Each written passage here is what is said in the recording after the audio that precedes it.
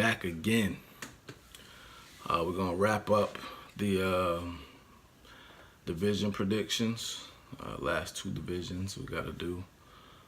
Northwest, which should be a pretty competitive division. I know I said the Southwest might be the most competitive, but actually the Northwest might be the most competitive division. I may have to switch that because it's pretty deep. I got OKC finishing first. Russell Westbrook, Paul George re-signing. You still have Steven Adams. They added Dennis Schroeder, Nerlens Noel. I love those two pickups. Andre Robertson coming back.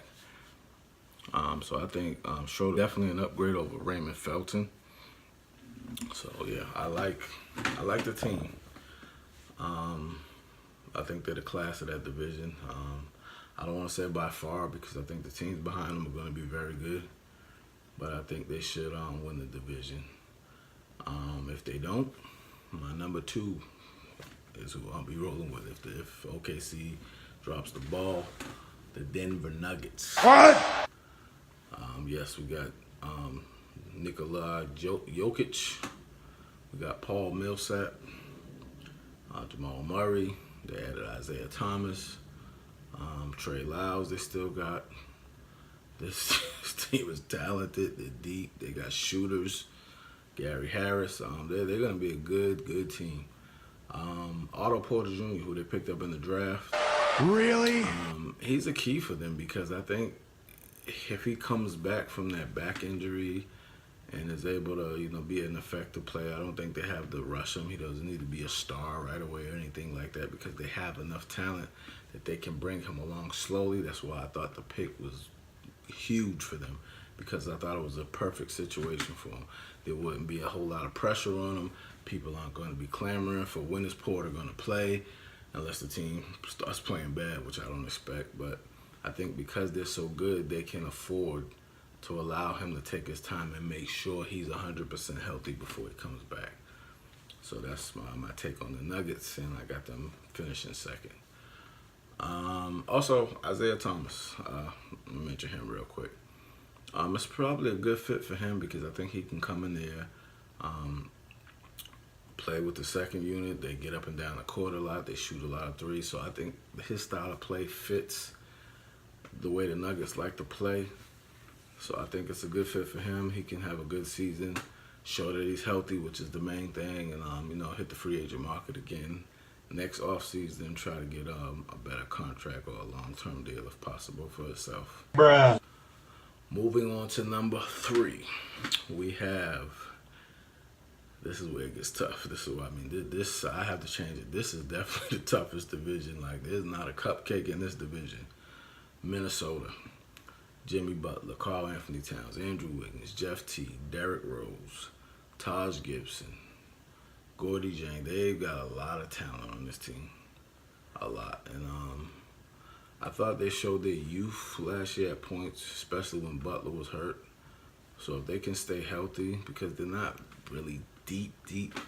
They do have Jamal Crawford and a few other players, but they're not a deep team, really. So I think if they can stay healthy, then they're going to be a threat in that division. But I have them finishing third in the Northwest.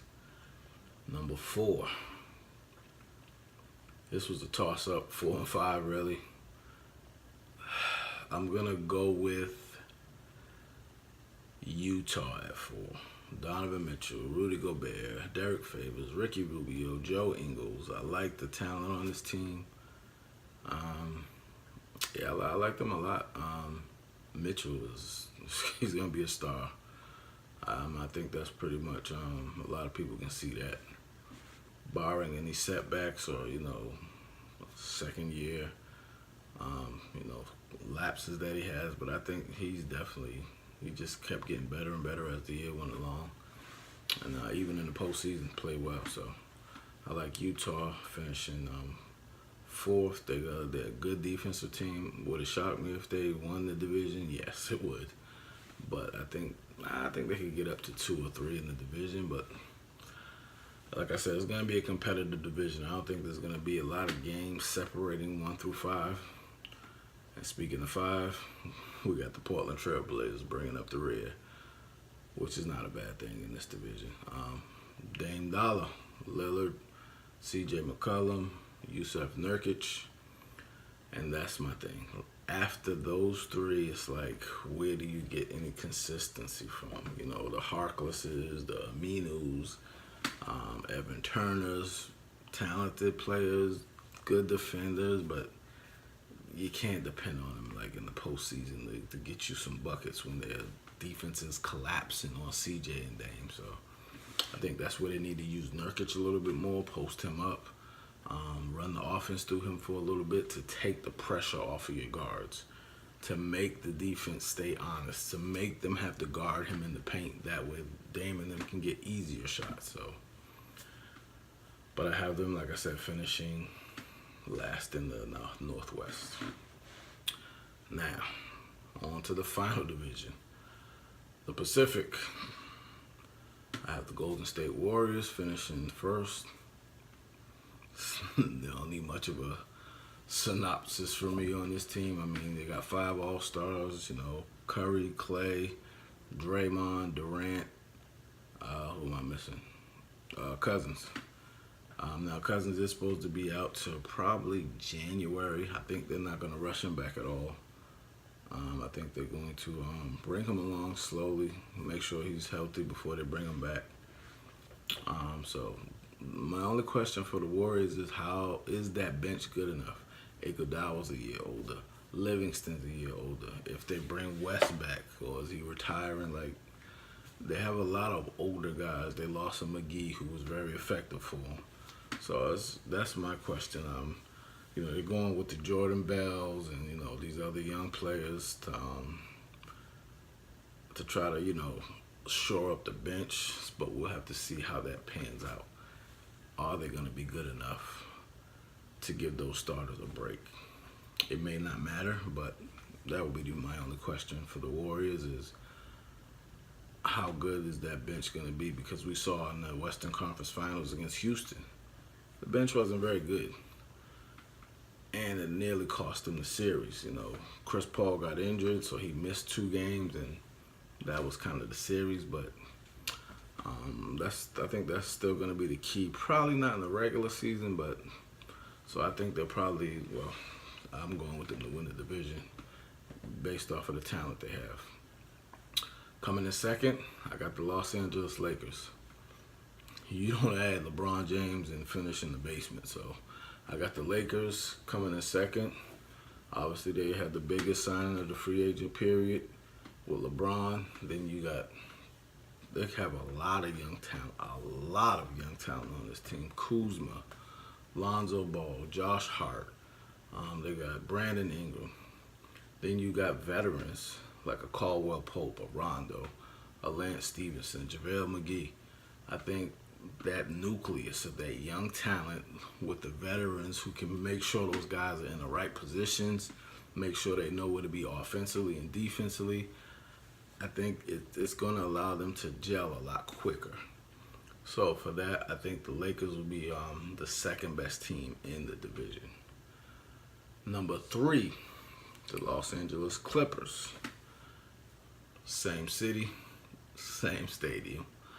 You know, they got Gallinari, Tobias Harris. They added Marcin Gortat, Lou Williams. They got Avery Bradley. So they don't have any super talented players. You know, Gallinari and Harris are very good. Lou Williams is a scoring machine, we know. So I think staying healthy and making sure those guys are there for the entire season will help them be able to, you know, stay in the mix in the division, compete for a playoff spot. But yeah, I don't think they have enough talent to really, you know, make any noise in that division. But like I said, they can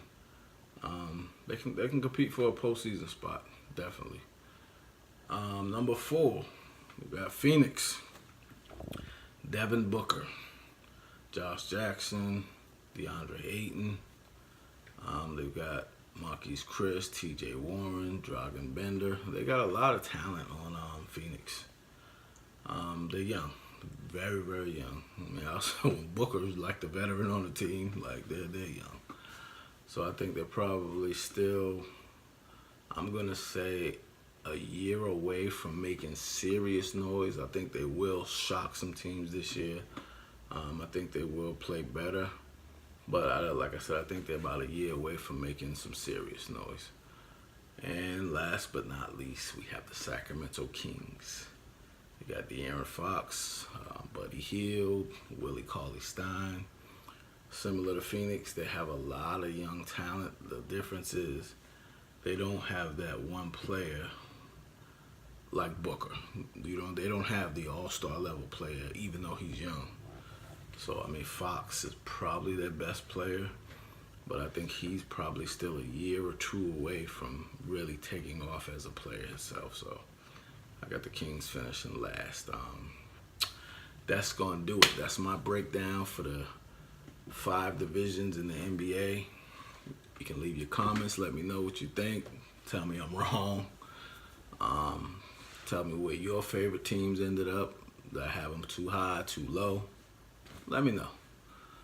But yeah, that's gonna do it for today, and I'm not sure what we're doing for the rest of the week, but I'll come up with something.